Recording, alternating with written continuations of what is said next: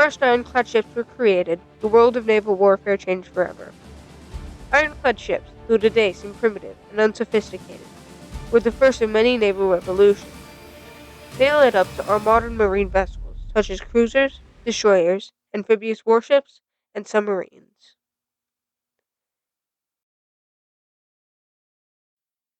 The year is 1862, and you're aboard the USS Congress, a Union ship docked at Hampton Roads, Virginia. On the horizon, you see a giant mass of metal floating across the water, and once it gets close enough, the foreign ship opened fires on another Union ship, the USS Cumberland. Their battle is violent but short-lived, and eventually the USS Cumberland sinks. The ship that you're on, the USS Congress, now moves in to defend against the enemy warship.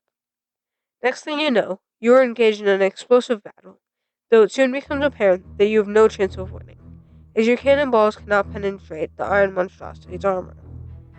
However, you keep on fighting for 90 more minutes, until 121 lives are lost, and the USS Congress is sunk.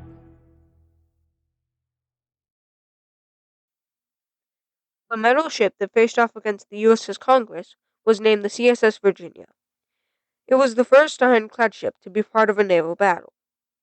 Ironclad ships were steam-powered battleships that were used primarily between 1860 and 1890.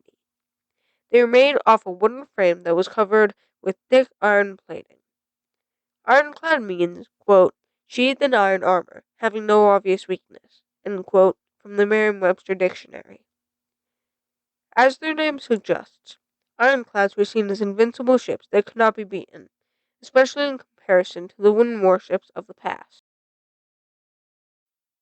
The CSS Virginia was built off the remains of the USS Merrimac, a wooden steam-powered warship that was built in the north. She was around 275 feet long and armed with 48 and 10 caliber cannons. The Merrimac had issues with the boilers, so the North was to burn her to prevent her from falling into Southern custody. However, before she could be burned, she sank, and the Union left her there, in Gosport Shipyard. Gosport Shipyard is now called Norfolk Naval Shipyard. The Confederates then salvaged her and rebuilt her as the CSS Virginia, using the designs of John Brooke, John Porter, and William Williamson, three naval architects. Reconstruction of the Virginias began in June of 1861 and concluded in February of 1862, costing around $172,500. Today, that would be over $6 million. The Confederacy covered the casemate, or armored gunroom, with thick iron plating, and replaced the deck of the Merrimac as well. Once she became the Virginia, she had only two 7 caliber cannons and two 6.4 caliber cannons. They added a 1,500-pound iron ram. It was about 2 feet long and 2 feet below the surface of the water, for in case of close combat. When the Union found out about the Virginia, they decided to create their own ironclad ship to battle her. The USS Monitor was the first Union ironclad. Construction started in October of 1861 and concluded in January of 1862. The construction was rushed because President Lincoln wanted to be prepared for the impending threat of attack. Senator Wells commissioned John Erickson, a naval architect, to design the Monitor and her sister ships, the USS Galena and the USS New Ironsides. The Monitor was chosen because it was a much sturdier ship, and because it had a heavily armored revolving turret at the top. The turret was where they sheltered the only two cannons on the ship, two 11-inch dog-in smoothbore cannons. The turret was designed to defend the dog-in cannon so that the Virginia could not disable their only weapons.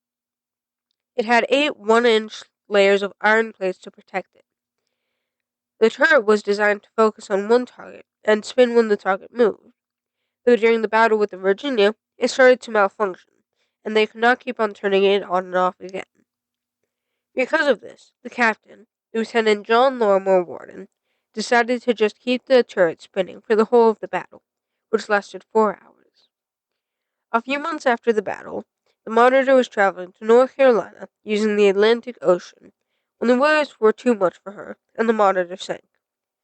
The revolving turret detached from the ship and landed at the bottom of the ocean, where it stayed for almost 140 years before it was recovered and brought to the Mariners Museum in Newport News, Virginia. The Mariners Museum has been restoring the turret for 21 years, and they think it'll take about a decade to finish. On March 8, 1862, the CSS Virginia headed up the Elizabeth River towards Hampton Roads, Virginia, to break a blockade at Chesapeake Bay and to hopefully head up to bomb the White House. Here, she sank both the USS Cumberland and the USS Congress, and made many smaller wooden ships retreat. The Virginia then left for the night and came back the next day, on March 9th. She was about to attack the USS Minnesota when the USS Monitor came to battle her. This became known as the Clash of the Ironclads, and it would go down in history as the first battle between ironclad ships. The result of the battle is inconclusive, and there's still a lot of debate about who won. Some people say that the Confederates won using the Virginia because it sank both the USS Cumberland and the USS Congress, and because it nearly destroyed the blockade at Chesapeake Bay. But many people would argue that the Union won using the Monitor, because it defended the blockade and it stopped the Virginia from traveling up the Elizabeth to bomb the White House. The Confederacy was not the first to build an ironclad ship, just the first to use one in a battle. The first ironclad ship was the French ship, the Gloire, or the Glory in English. Construction was started in April of 1858 and concluded in August of 1860. She was designed by naval architect Stanislas Charles Henri Laurent de Delhomme. Delhomme was born in 1816 and died in 1885. He designed the Gloire and her two sister ships, the Invincible and the Normandy, which was named after Normandy, France. While the Gloire was under construction, Napoleon III rushed the construction process to make her seaworthy while under the threat of war.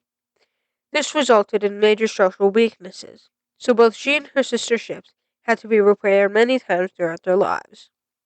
The sheets of iron over the hull were much thinner than Delhomme designed them to be, because the French factories could not produce anything thicker than 12 centimeters. The Gloire was 77.8 meters, or 255.3 feet long, and had 36 16-centimeter rifle guns. During trials, the Gloire weighed so much that, even though she displaced over 5,600 tons of water, the rifle guns were only about 2 meters above the surface of the water, which decreases the chances of hitting an enemy. So the advent of the ironclad was just a small step in the development of ships. Between the first rafts and our modern warships, they were a very important turning point in modern naval warfare. The Merriam-Webster Dictionary defines a turning point as, quote, a point at which a significant change occurs, end quote. The creation of ironclads was a turning point because they accelerated the development of battleships, and, during the 30 years that they were used, we learned a lot about how to design ships, including how to make them buoyant while carrying more weight than before, and how to make them more efficient in battle. Before ironclads, even the best warships were wooden, meaning that they were much easier to sink and burn. Ironclads changed battles from brute force and guesswork to a very strategic event that required a lot of planning. Nowadays, we have much better ships, including cruisers, destroyers, amphibious warships, and submarines. Though none of these would have been possible without the ironclad ship.